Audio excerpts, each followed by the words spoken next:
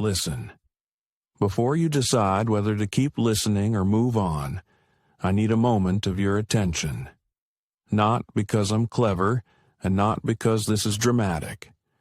I need it because what I'm about to say took me 77 years to understand, and I didn't understand it until there was almost no time left to do anything about it. Whether you believe in God or nothing at all, whether your life feels full or still unfinished, this applies to you. Please don't skip ahead. My name is Russell. I'm 77 years old, and I spent most of my life chasing answers to the wrong questions. I'm speaking to you from my kitchen early in the morning. I've been awake since before sunrise. That happens now. The house makes sounds it didn't used to make, and it's quiet in a way that presses on your ears. Not comforting quiet, just empty. At this age, you don't wonder if time is passing. You feel it. You feel it in your joints, in your balance, in the way doctors talk slower and look at you longer than they used to. You feel it when you hear about another person you knew who's gone. And you feel it most when you sit alone and realize how much of your life is already behind you. I'm not telling this story to clean my conscience. I'm not trying to be remembered. I'm telling it because I finally see my life clearly, and I wish someone like me had spoken honestly when I was younger. Not wiser, just honest. For most of my life, I believed that understanding would come later, that one day, when things settled down, I'd look around and feel a sense of arrival, like I'd reached the place I was working toward.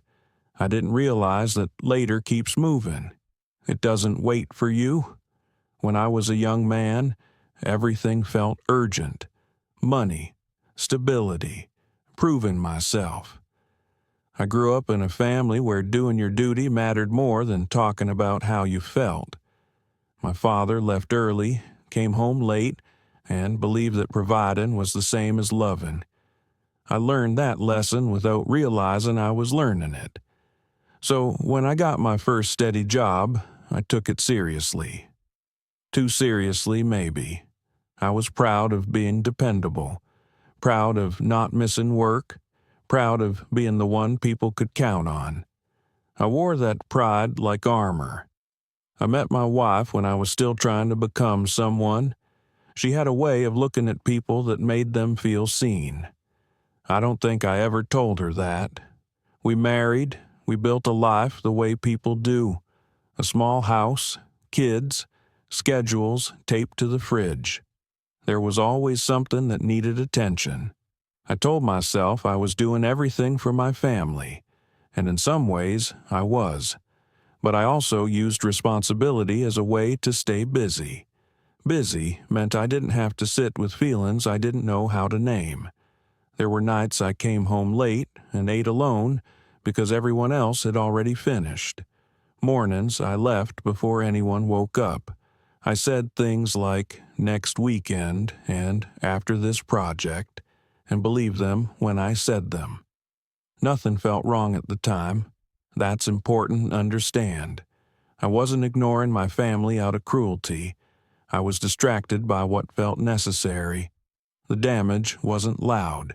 It was quiet and slow. I remember my son asking me to help him with something in the garage. I told him I was too tired and that we'd do it another day. We never did. He stopped asking after a while. I told myself that was just him growing up. I remember my wife trying to talk to me at night while I watched television. She'd say something and I'd half listen, nodding at the right moments. I thought that counted as being present. It didn't. Years went by that way. Promotions came. Respect came. People at work knew my name. At home, conversations got shorter. We became efficient with each other, practical. We talked about bills, repairs, plans, not about fears, not about disappointments. I thought that was normal. I thought passion faded and companionship took its place. I didn't understand that companionship still needs attention, still needs curiosity. The cost of all this didn't show up as a crisis. It showed up as distance. A growing sense that the people I loved were just slightly out of reach, even when we were in the same room. The moment that changed everything wasn't dramatic. It was a phone call in the middle of the night telling me my wife had collapsed.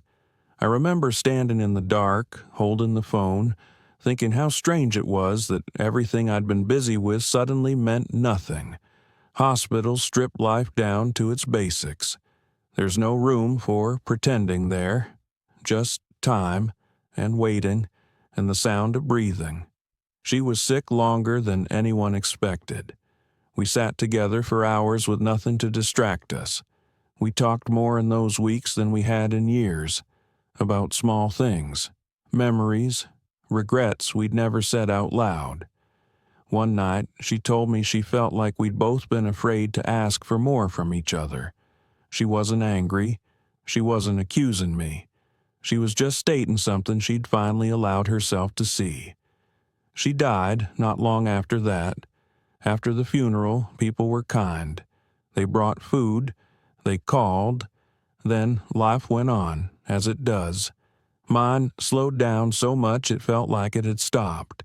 The house was suddenly too big. Every room held something unfinished. Conversations we never had. Time we assumed we'd get back. That's when understanding came. Not like a revelation, more like a weight settling in my chest. I saw how often I had chosen being productive over being present. How I had assumed love was patient enough to wait while I handled everything else. There are things I can't fix now. I can't go back and listen better. I can't sit across from my wife and ask her what she needed when she was younger. I can't be the father my kids needed when they were still asking. My children love me. They check in. They help when I need it. But there's a formality to it, a carefulness. You can't build closeness after years of distance and expect it to feel natural. Old age isn't about reminiscing. It's about reckoning. You look back whether you want to or not. You see the patterns. You see what you defended and what you neglected. I don't regret working. I don't regret trying to provide. I regret believing those things could replace attention, presence, and listening. If you're hearing this and you're still busy, still telling yourself you'll slow down later, I'm not here to warn you or tell you what to do.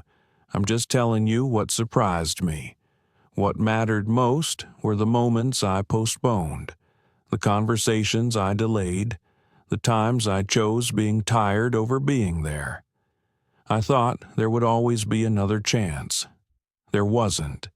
Now I speak more directly. I call people instead of assuming they know I care.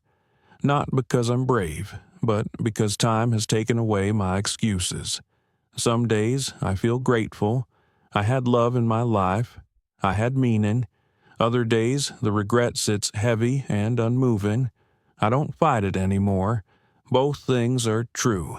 If this meant something to you, you don't need to do anything about it for me. Just don't make the same assumption I did.